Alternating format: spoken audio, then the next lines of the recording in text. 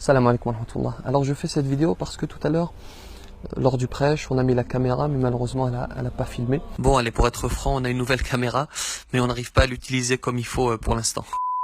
Et il y avait un passage qui m'a semblé très intéressant, que je voulais partager avec vous. Alors faites pas attention à ce qu'il y a derrière, on est en plein travaux à la mosquée. Ce sont deux traditions prophétiques. La première, le prophète, que la paix soit sur lui, dit le jeûneur, lors de la rupture du jeûne, il a, quoi donc, une invocation exaucée. Il y a une autre tradition prophétique dans laquelle le prophète dit le jeûneur, lors de la rupture du jeûne, son invocation ne peut être refusée. Alors, ces moments juste avant la rupture du jeûne, ils sont très longs. Ce sont des minutes très longues parce qu'on est dans un état de faim extrême. On a très faim, ce qui est normal. Et on a les aliments sur la table, on a la soupe qui nous appelle, qui nous fait les yeux doux, et on a du mal à penser à autre chose qu'à la nourriture.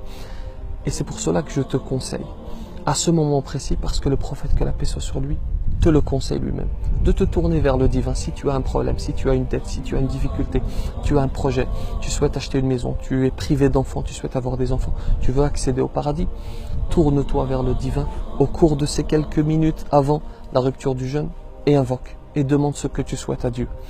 Et le prophète, que la paix soit sur lui, te garantit cela, il n'est pas un menteur. Il te garantit que ton invocation va être exaucée, elle ne peut pas être refusée par le divin subhanahu wa ta'ala. Et on demande souvent, on pose souvent ce genre de questions.